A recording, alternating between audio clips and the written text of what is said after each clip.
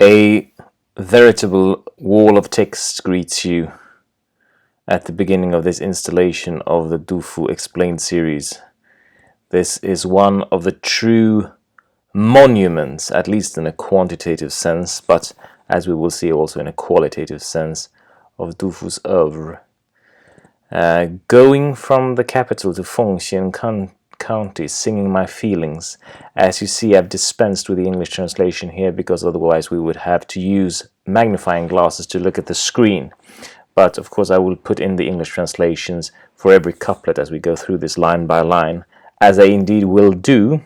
This is a very important poem in Dufu's collection. It's important in several ways. It's important from a biographical point of view. We get quite a direct view of into Dufu's soul, as it were, into his deepest feelings about himself and his deepest convictions and disappointments. And this poem is also historically interesting for reasons I will explain in a moment. This will be the first of a few videos that I do about this poem. There will probably be it will take around 3 or 4 videos to get through all of this. Otherwise I would literally have to stay here for hours, because I will not go through this all in a hurry. I'm going to be quite detailed here because it's a poem that really deserves it. 自京赴奉先县咏怀500字 500 words in 5-character lines, which means there's 100 lines here. I think the longest poem that I've talked about so far had 40-something lines. So this is really quite long. It's very long in the context of Dufu's entire collection. I think it's perhaps not the longest, but certainly one of the longest. The context here, there's actually a note appended to the title in the authoritative manuscripts, a note that says this was written in the beginning of the 11th month, the year of Tianbao 14. So we have a very exact dating of this poem. Of course, there are some people who doubt this, as there are always people who doubt these things. But at least if we believe this to be genuine, we can date this firmly to what in our calendar is December of 755. If you know your Tang Dynasty history well enough, you know that December of 755 is exactly when An Lushan rebelled, when it was the start of the great war that would devastate the Tang Dynasty for 8 years until it was finally subdued and then left the Tang Dynasty in a very broken state. As I said, some people don't accept this chronology. They say that this poem was written earlier, but I think it makes a lot of sense, actually, just looking at the feeling of this poem, to date it around this time. It's full of foreboding, this poem, and even though with the traditional chronology, there is no one who claims that Dufu knew anything about the An Lushan rebellion breaking out at this point. Probably the best guess is that it happened around this time, perhaps slightly after this poem was written, or perhaps slightly earlier. But even if it happened earlier than this, news of the rebellion still wouldn't have reached Chang'an, or maybe it would have reached the emperor, but it wouldn't be have been known as news among the general populace. So who knows? In a formal sense, you see this is considered an exemplary long-form shi. It's really a pinnacle of Dufu's art. This poem, if I'm just going to summarize it a little bit, you can divide it up into basically 3 parts. First, there's quite a long part where Du Fu describes himself, and it goes from the beginning until about here somewhere, so around a third of the poem. And then he starts describing the journey. So he starts with talking about himself and who he is and his disappointments and his ambitions. And then he starts talking about a journey, and he's going from the capital to Fengxian County. Fengxian is, or it was, a town which is about 100 kilometers to the northeast of Chang'an. And his wife and children are here in Fengxian, and that's why he goes there. So he describes the journey to, he's setting out from Chang'an. He passes the emperor's mansion in Lishan, and then he reaches his family in Fengxian. But the middle part of the poem, the middle third, is very preoccupied with passing by the emperor's palace, and there's quite a lot of social criticism baked into that part. So it goes from here until around here, so a little bit more than one third of the poem, close to half of the poem, is this description of the emperor's palace. And then he resumes describing his travels, and he reaches finally his destination, where there's an unpleasant surprise waiting for him. I won't give away the ending of this story. So, as you can see, it's very heavy on both autobiographical portrayal and on social commentary. And I'd say that, I mean, it's recognized as such, as being one of the most important of Du Fu's poems, even though it's not anthologized a lot because it's so long, of course. But I would say it's really one of the most important statements on Du Fu's ambitions, his ideals, his vision for the empire as a whole, and also of his enormous compassion, his culture, and his humanity. So there's a lot to be talked about here, and that's why I decided I will go through this in quite some detail, perhaps a little bit more detail than usual. Let's start talking about the lines of the poem instead. So as I said, he starts off autobiographical. 杜陵有布衣，老大易转拙. There is a man of Duling in homespun clothes. Duling, that is the hometown of the Du family. That's where Du Fu gets his surname from. It's in the capital area. It's slightly to the south of Chang'an. And Du Fu, he identifies a lot with this locality, but not with the place where he was born, because Duling is sort of the place, the recognized place where the Du clan comes from. Du Fu was not born here; he was born somewhere in Luoyang, probably around this area. It's called Duling because Ling, means grave, and the grave of Du. It's called Duling because it was the site of the tomb of the Emperor Xuan of the Han Dynasty. Really, perhaps the one emperor of the Han Dynasty that presided over the pinnacle, the peak, sort of the Han Dynasty. And Du Fu, he's sometimes called Du Shaoling, which you might know. Shaoling, which is the same Ling, and Shao, the Shao character that means young or few. Du Shaoling, this name comes from the tomb of this Han emperor's queen. So there was Duling was the tomb of the emperor, and Shaoling was the tomb of the emperor's queen. And this is the area. Shaoling would have been exactly where Du Fu had his sort of ancestral property, I would guess. In Duling, there's a man of Duling, 有布衣. 布衣 is here he uses it as a title, homespun clothes. 布衣 is just sort of, you could think of it as modern Chinese 老百姓, the common people. The sense is that he's not a government official.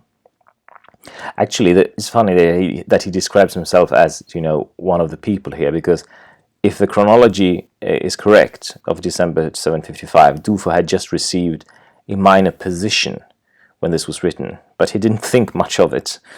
So he still describes himself here as a person without government title or an official position. But some reject the chronology just because of this. I don't know. I think I will go with presuming throughout all of this talk that Du Fu did write this exactly at the time of the breakout of the An Lushan rebellion and not 1 year before, or whatever the other theory is. Anyway, he introduces himself like this, and he says, "As I age, my aims grow more inept." Yeah, he doesn't get smarter with age. 老大意, his ideas, his aims, they just grow more stupid, grow more inept, as it says here. How so then? 许生亦何于切比寄于切。许生, what I swore to become, what I had pledged myself as. 亦何, totally how, one as in totally how totally stupid I was. How totally stupid I was to liken myself to Ji and Xie. Well, these two people we have to go into a bit, because I think this is really a very central couplet to understand Du Fu. Both of these people, hoji and Xie, yes, Stephen Owen supplies for Ji, he supplies hoji and Xie. Both of these, they aren't exactly historical people. They are more sort of people out of the ancient mythology of the Chinese people. Hoji is a typical sort of, in a mythological sense, culture hero character. He is associated with millet, teaching the Chinese people to farm, basically. And he was believed to have been an ancient ancestor, the most ancient ancestor of the Zhou dynasty. But then, according to the traditional chronology, assisting at the reign of Emperor Yao, so the mythological Emperor Yao, or the minister of Shun, I think he was. But Yao and Shun, it was the time of these 5 emperors, 3 sovereigns period. Xie, this character is usually pronounced Qi, but for this personal character, the word is the character for this figure. The character is pronounced Xie. Xie is also from the time of Shun, and especially of Yu the Great, and he helped during the floods as a minister. And while Hoji was believed to have been the ancestor of the Zhou dynasty, this Xie, he was believed to have been the ancestor of the Shang dynasty, so the one dynasty preceding the Zhou. So Du Fu, he has, remarkably enough, probably at a young age, or whenever he pledged to become anything, he had as an ambition to become like these 2 culture heroes. There was something in him that he thought could be likened to these extremely ancient images of perfect virtue, basically. But the point here is not that he wants to become a father of a great race, like Hoji was the ancestor of the Zhou and Xie was the ancestor of the Shang dynasty. That's not the point at all. The point is that both of these were acting in their lifetimes as servants of the state, with a maximum of benevolence and wisdom. And that is his ambition, so to speak. In Du Fu's mind, these men are paragons of compassion and uprightness. We will understand this from the contents of this poem later. And you remember perhaps another poem that I talked about where Du Fu also recounted his ambitions for us. He said then that he wanted to 治君尧舜上，再使风俗淳. Put his lord above Yao and Shun in renown, and by doing so causing morals to be purified throughout the empire. Du Fu's cruel fate is that he cannot abandon, his noble ideals, whatever happens to him. And this is also really, I think, one of the main roots of his poetic greatness, that he always carries within him this extremely lofty ideal.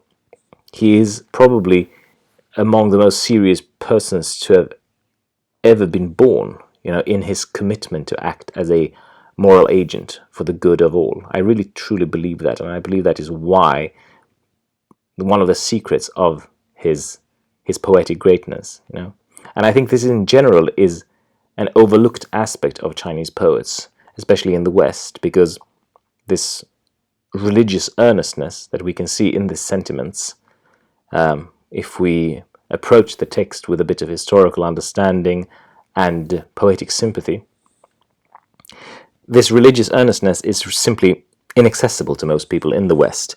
We find similar things actually, in Liyue and other poets as well, but I'm sad to say that I think the sort of the true greatness and moral standing of much of the Chinese poetical canon is really not recognized at all as a source of poetic greatness in the West, and I think this is deplorable. I think scholars rarely take their poets seriously nowadays, honestly. And here in this little couplet, I think we have a very nice summary, actually, of what Du Fu is all about. If we were to earnestly listen to what this means, to liken oneself to hoji and xie, and do it earnestly. But that is why Du Fu can never put down his ambitions. We all know that Du Fu never happened to it. Nothing ever happened to Du Fu's career in his life. But he always kept on having this immense concern for the people of the empire and the ruler of the empire. And this is why. Let's go on.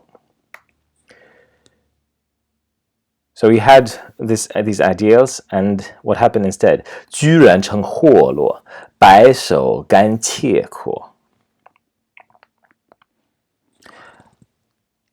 The translation by Owen is a little bit strange. Proved too large to be useful. It refers to this word, 祸落. 祸落 is a big and useless object. Hey, it occurs in the Zhuangzi and whatever, but 祸落, he turned into like a big and useful object. It's not perhaps because of his size, but perhaps he ironizes. He's being a little bit ironical, about the greatness of his ambitions and what actually happened to it. So perhaps his ambitions were so great that they became useless. Perhaps that is how Owen sees it. I view 祸落 here as more of a sort of general image of uselessness, and something large that you don't know what you can use it for. You just put it in a corner somewhere.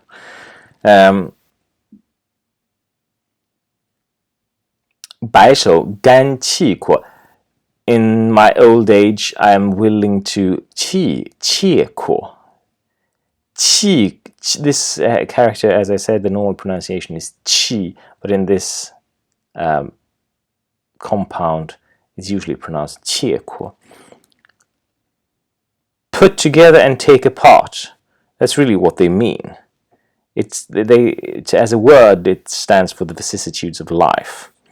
But not just that. Specifically, everything that doesn't go according to wishes. That is, hardships in another sense. But that's sort of a secondary sense of the word. If we look at the original sense of the word, it would just have been the vicissitudes of life put together and take apart, the things that you put together and take apart. He has become accepting of life, you might say, as it is. The less useless he is, the less useful he is to the empire and the people. 盖棺逝则已，此志常继祸。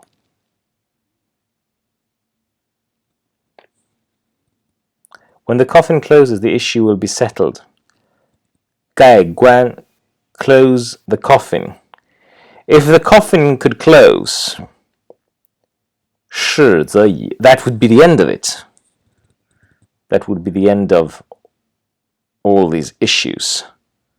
He's sort of being ironically hopeful. At least, my ambitions, unfulfilled ambitions, won't continue after my death. But this will, these aims, they always 继祸. Perhaps a little bit difficult language-wise. This 继 means to hope for. Maybe from an original meaning, looking at this, look radical. From the original meaning, stealthily look at. So you stealthily look at something, or you look look in the corner of your eye at something that you really want. But it's always used in literature in the sense hope for. Look to fulfillment. I think this 祸 should be understood as not just fulfillment, but liberation. A vast room to roam in. We have like 豁达, for example, a word like that, which stands for a great openness. Because, his ambition is to be like hoji and xie. We should always keep this in mind with Du Fu. I think in all the poems that, he has this immense will that just looks for space to roam. 寄惑, wishing for space to roam. That is a nice translation, isn't it? As that's like thus it will be until his coffin closes. 穷年忧离远，叹息肠内热。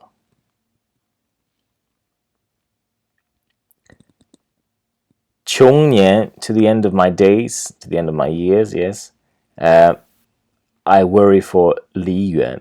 Liyue is a strange but common appellation for the common people. It's like 老百姓, Liyue. 叹息肠内热. 内热 is, according to Stephen Owen, it's a medical description, which I didn't know, but it sounds reasonable. Here is used, of course, as a metaphor or a description for his his worry. The interesting thing, though, is that he says that he is worried for Liyue. We will find that he is equally interested in the people and the ruler or the state as such. It's a funny thing with Du Fu that, and perhaps to a certain degree, Chinese thinking of this period in general, that, the state and the country as such aren't really clearly divided. They are sort of indivisible to Du Fu, and I think they are generally regarded as like belonging together. There is really no sense of putting, on a conceptual plane at least, the interests of the state in opposition to the ones of the people, though we will see that Du Fu implicitly makes such an opposition at several points in this very poem, which is quite an interesting thing. And we will see how he sort of puts that together. 取笑同学翁，好歌迷激烈。取笑, I win mockery. Yes, that's good. Fetch, laughter, literally. Du Fu's earnestness is, of course, slightly comical to other people. we must assume that Du Fu was perhaps, lacking in certain social graces, which enables worldly success in a man. Perhaps Du Fu was too idealistic. I mean, there was something about him, despite his gifts, that was not conducive to worldly success. We don't know exactly why, but he confesses here freely that he wins mockery, he fetches laughter from 同学翁, old men that have been his fellow students.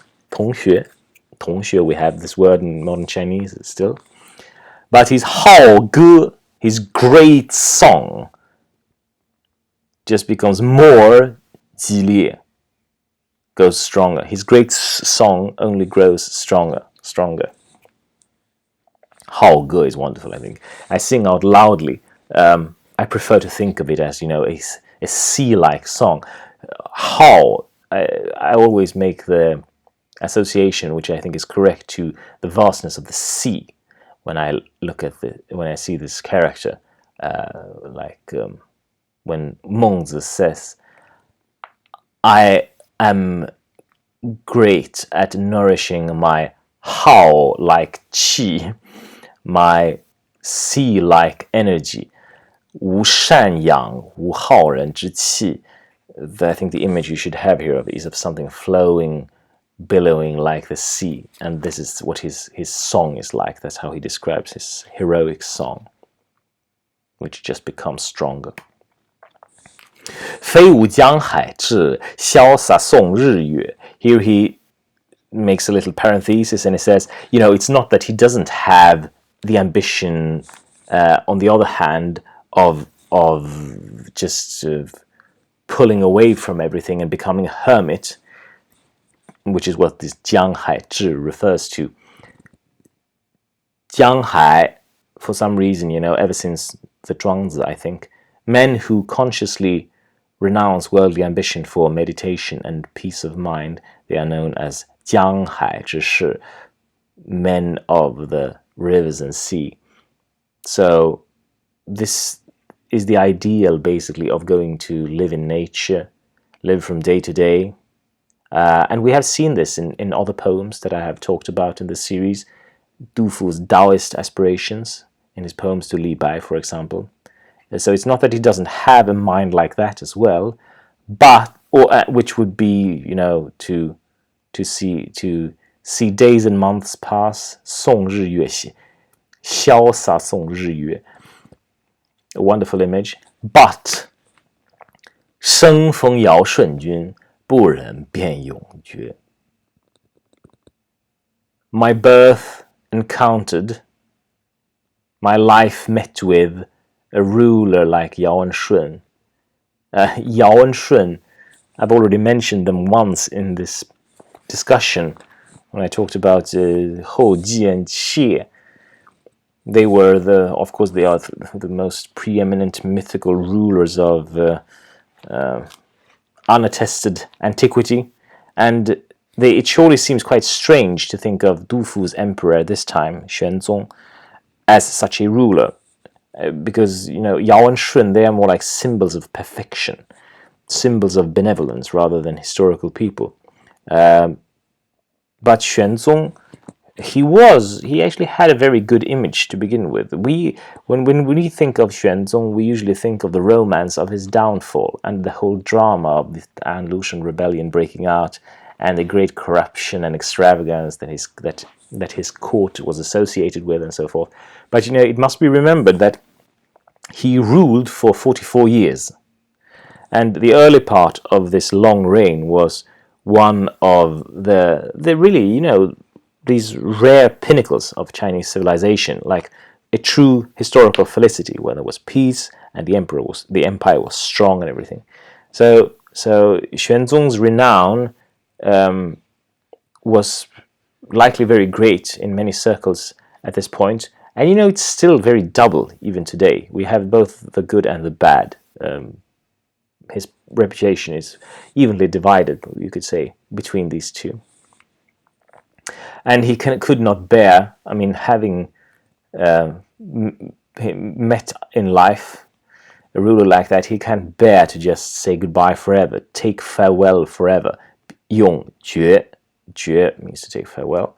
So he's torn here, you can see, between his hermit impulse and his worldly impulse. And both are really a part of his religious temperament, because these are two eternal poles in the religious temperament of Chinese spirituality, I would say. On the one hand, the sort of quote-unquote Taoist way, which is to renounce ambition and go and live in unity with nature and with the cosmos, in harmony with the cosmos. And the other, which you might call the Confucian way, which is to seek to realize harmony of the cosmos in the political realm, or in the realm of society. And both are religious in their impulse, which is not clearly understood in the West, at least when it comes to the Confucian side. Perhaps, the fact that Du Fu could never sort of really, he could never make his mind up between these two impulses. That is probably like one reason why he never sort of made it in life. But that's just speculation. 当今郎妙句，构煞起云缺。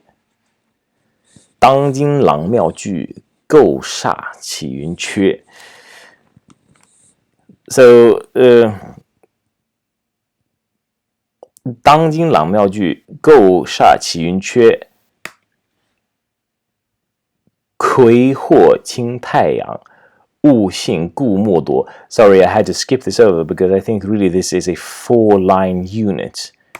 当今郎妙句，构煞起云缺。魁祸侵太阳，勿信故莫夺.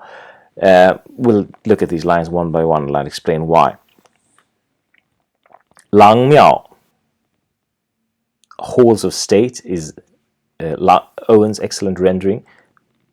Literally palace, porch, and temple. It's the buildings of central government functions. So the halls of state is a very good translation. It's a metaphor for really the whole structure of government, or an image of the whole structure of government. Ju means to be at hand, to be present, to be complete.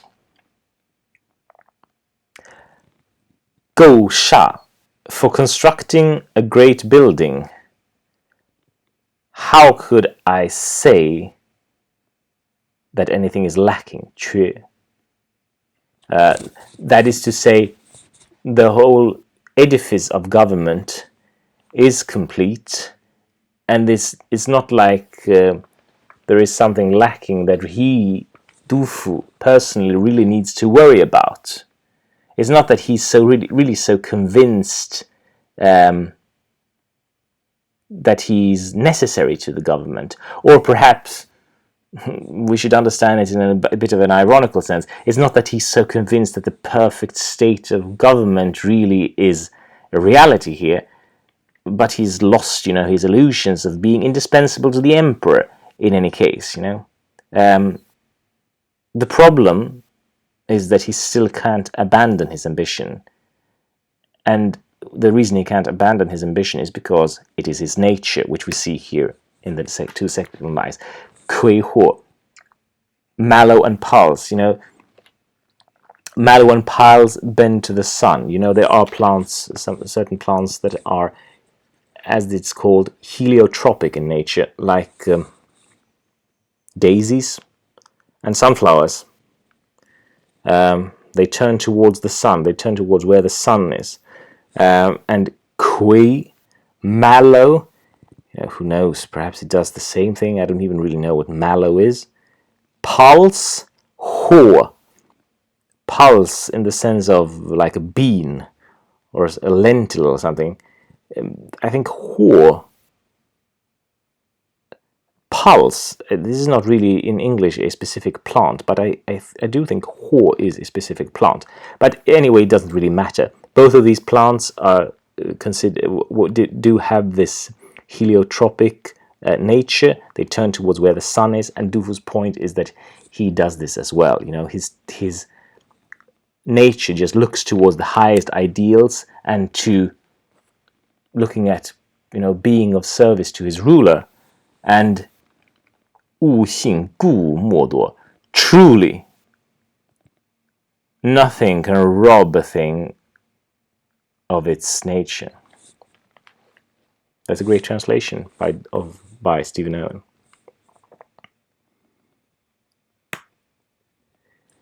Then he goes into also a bit of a longer metaphor, which perhaps it doesn't make sense to split up in couplets like this, but I'll do it like couplet by couplet now anyway. 故为蝼蚁辈，但自求其学。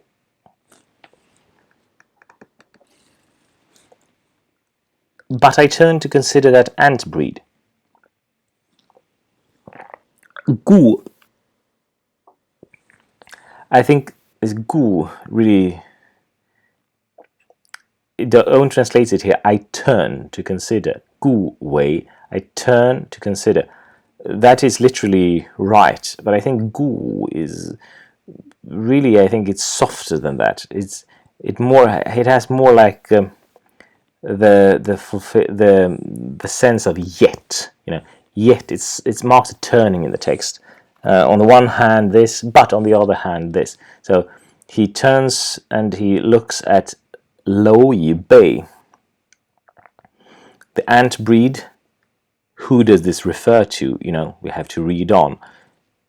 They seek only the little holes, nothing really to remark on here language-wise. 胡为目大睛，遮你眼明薄。鲸, great Leviathan. Whale, why? 胡为, why should they aspire to be great Leviathan? Why should they admire a whale so much? 遮你眼明薄. This line is difficult, and I don't really agree with Owen's translation, but let's look at this. Perhaps we start in the end here. 明薄. In another poem, the one about 美披狐, 美披行, I talked about, I think we had the quite strange word 薄蟹, 薄, and another character 蟹, which was sort of a fancy word for the sea, which you may remember if you watched that video. Here, Dufu goes, and he also wants to see use a fancy word for the sea, but instead he says 明薄. Okay, so 明薄 is just the sea. 眼, however, I think is a little bit strange. It's quite odd. We can't say just like that yen means sprawl. My suspicion is that this yen is perhaps used for another character which is pronounced the same way. 掩盖的掩, if you know which one this is. It means to cover. So to be covered by the great sea would be the fate of ants that try to be a whale, right? So 故为蝼蚁辈，但自求其学. I look at the ants who are just running to their own little holes. Why should they try to be a whale? 遮你, and right away, future sense, become covered by the great sea. Makes no sense, right? So I think the subject for this verb, 眼, is still 蝼蚁辈, the ant breed. Dufu goes on, 一兹勿生理，独齿是干叶。一兹, he thinks of the whole little argument he made right now with ants and whales. And he says, looking at this, I awaken to, come to a realization of 生理, the logic of living things. Life's pattern is Owen's translation. Yes, something like that. You know, the sense inherent in things, the way things are. He almost actually anticipates the use of Li for principle of life in the Song Dynasty philosophers here, because that was a sense that came later in the history of Chinese vocabulary. He realizes how things are, and thus 独 he alone 齿是干叶 is ashamed to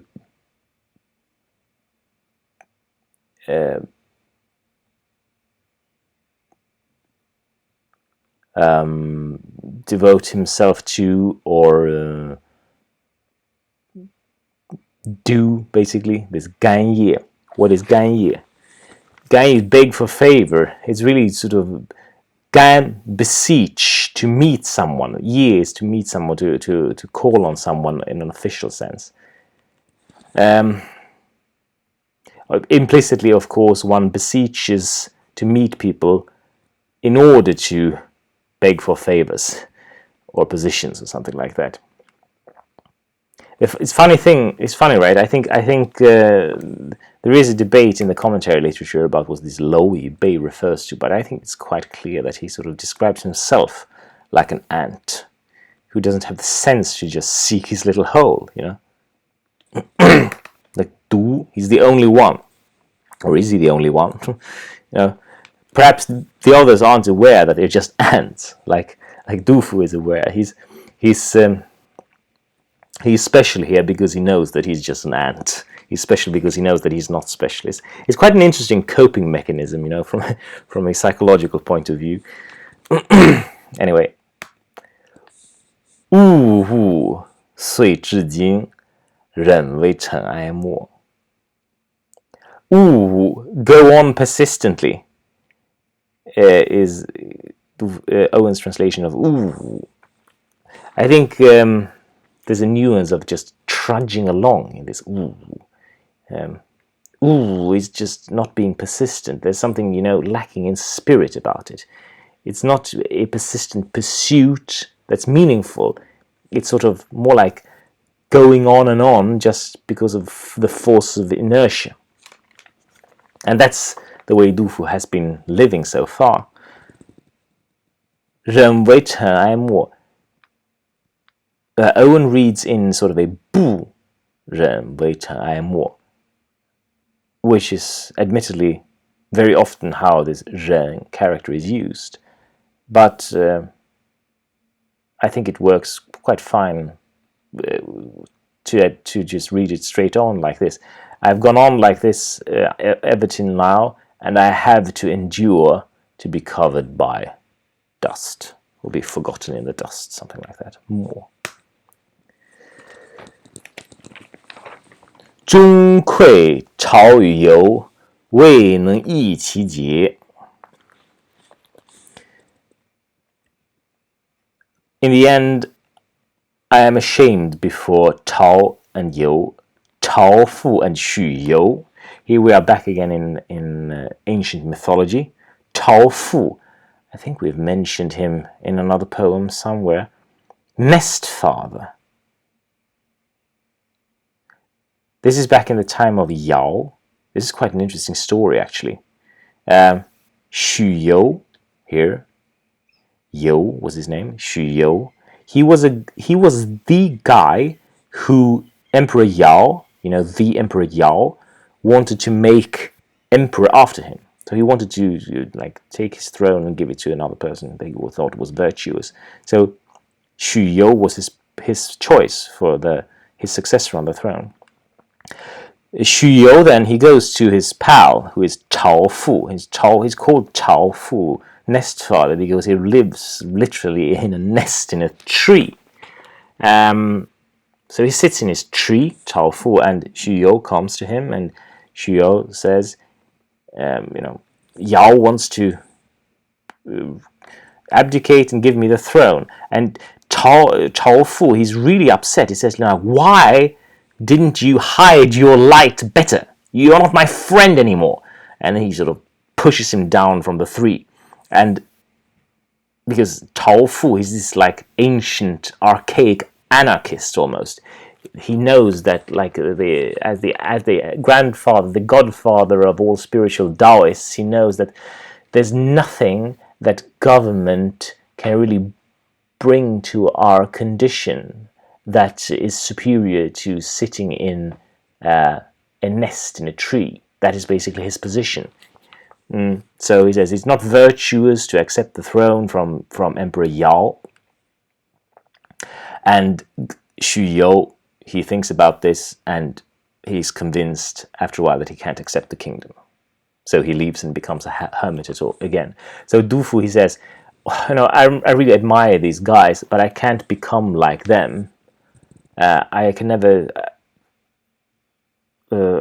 decide to just I can never decide to completely affirm this part of my religious impulse.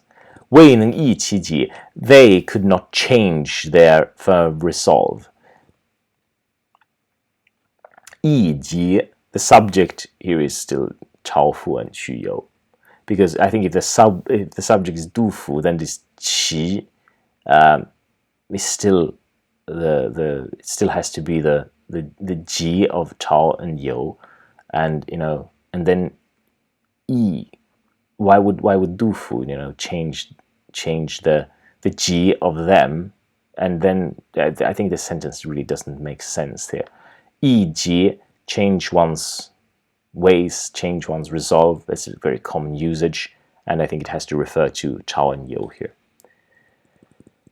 And because he cannot resolve to be like these ancient gentlemen, Du Fu looks to another solution. 沉吟了自前，放歌破愁绝。沉吟, he drinks deeply in order to 自前. Banish such thoughts for a while. Here Owen is not as literal as he usually is. He's like, this 自前, of course, it means something like, finding a diversion for oneself. But, I mean, literally, it means to, send away oneself, or sort of get away from oneself. So that is why he drinks. It's quite common, of course. And 放歌, he bursts into song, 破愁绝. Poor, terribly, very, yes. He's sort of getting away from himself, doesn't work, so he's still sad. 愁绝, extremely sad. So you can imagine why Du Fu is not such a very respected character. He drinks, and then he writes, extremely original poetry. And now, this is what happens to you then, you don't get very popular in politics by being a character like that. I will stop here for a while, and then video number 2 on this poem will continue where I left off.